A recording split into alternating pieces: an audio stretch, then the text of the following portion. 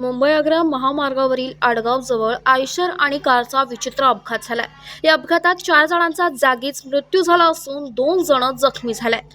नाशिकमध्ये दिवसेंदिवस अपघातांच्या घटनेत वाढ होत आहे। शुक्रवारी रात्री मुंबई आग्रा महामार्गावरील आडगाव जवळ आयशर आणि कारचा विचित्र अपघात झालाय। या अपघातात 4 जणांचा जागीच मृत्यू झाला असून 2 जण जखमी झालेत।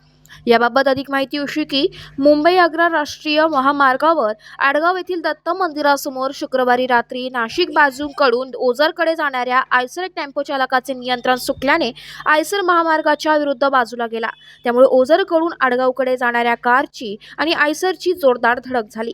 या अपघातात कारमधील 4 जणांचा जागीच मृत्यू झाला असून आयसरचा चालक आणि क्लीनर हे दोघे जखमी झाले।